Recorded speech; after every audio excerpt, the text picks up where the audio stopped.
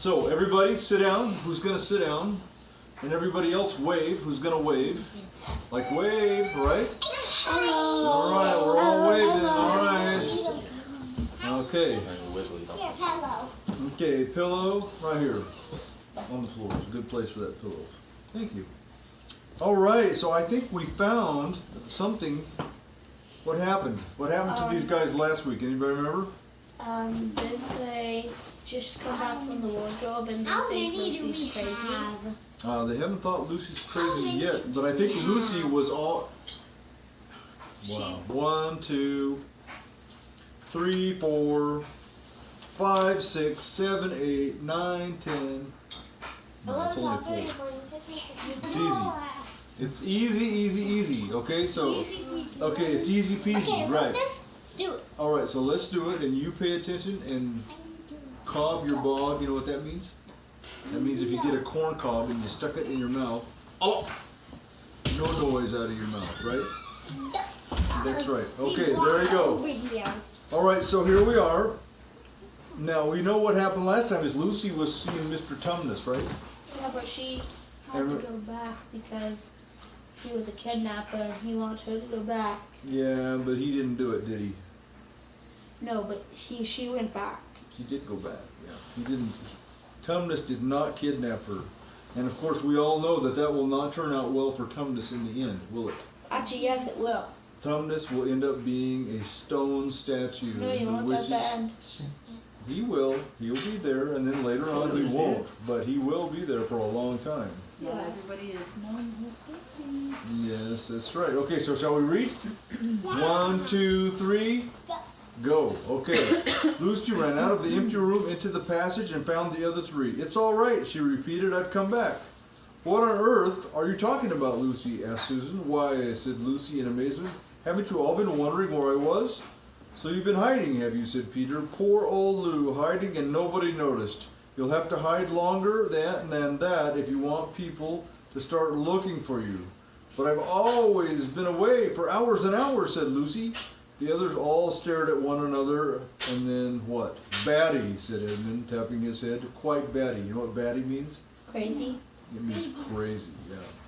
What I said, answered Lucy, it was just after breakfast when I went into the wardrobe, and I've been away for hours and hours and had tea, and all sorts of things have happened.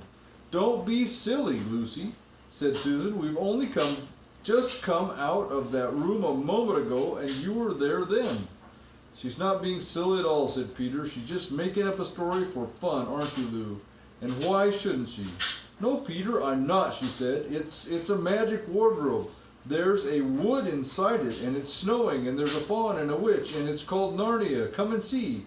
The others did not know what to think, but Lucy was so excited that they all went back with her into the room. She rushed ahead of them, flung open the door of the wardrobe, and cried, Now, go in and see for yourselves. Why, you goose, said Susan, putting her head inside and pulling the fur coats apart. It's just an ordinary wardrobe. Look, there's the back of it. Then everyone looked in and pulled the coats apart, and they all saw, Lucy saw herself, a perfectly ordinary wardrobe. There was no wood and no snow, and only the back of the wardrobe, with hooks on it.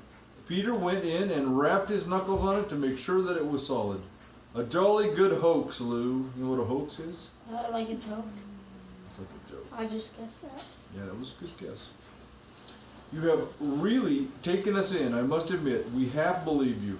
But it wasn't a hoax at all, said Lucy. Really and truly. It was all different a moment ago. Honestly, it was, I promise.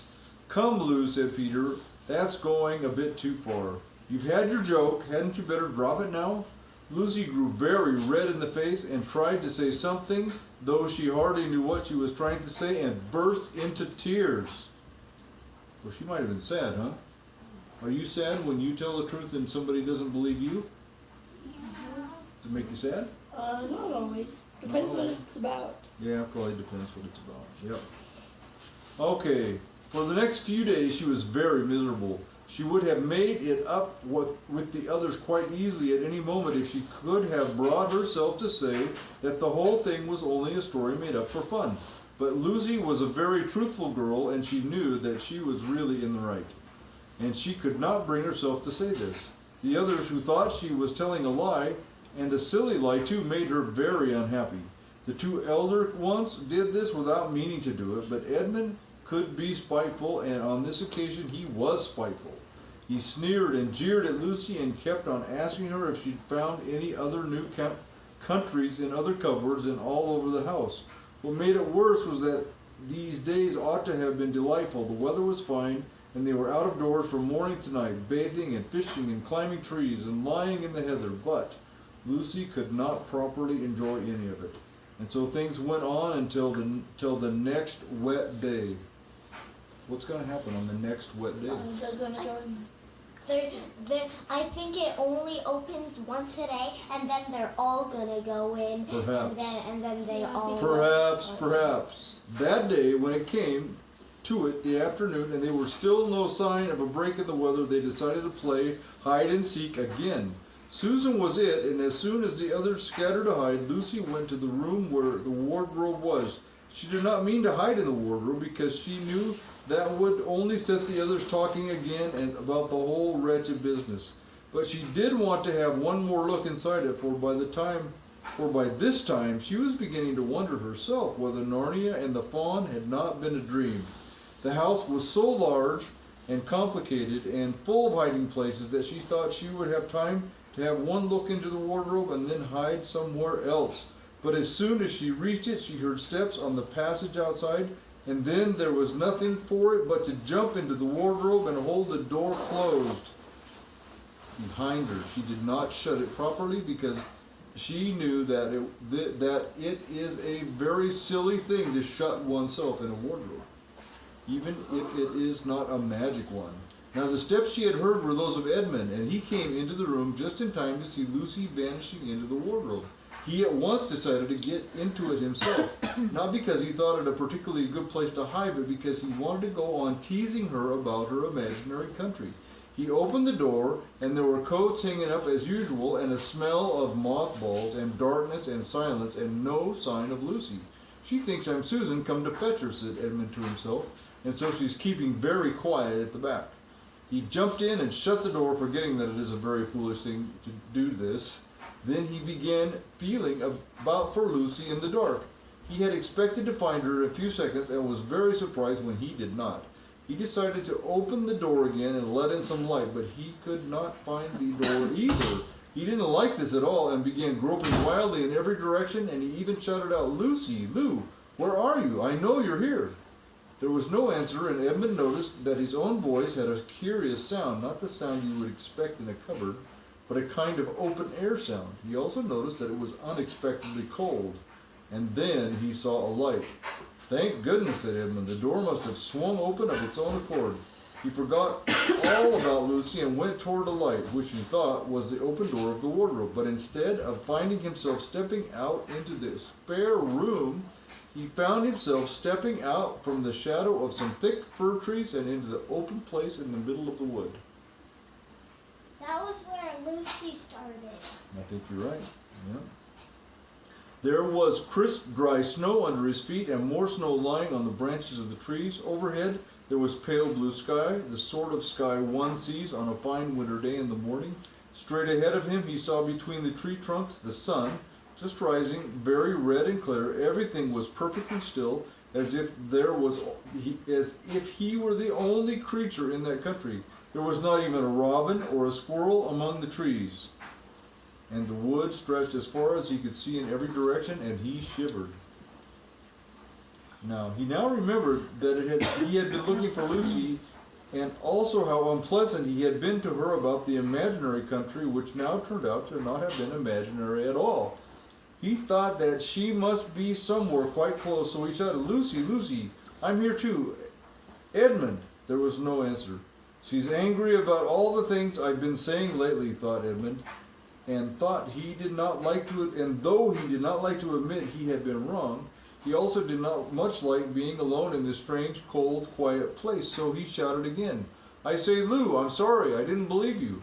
I see now you were right all along. Do come, make it peace." Still there was no answer. "Just like a girl," said Edmund.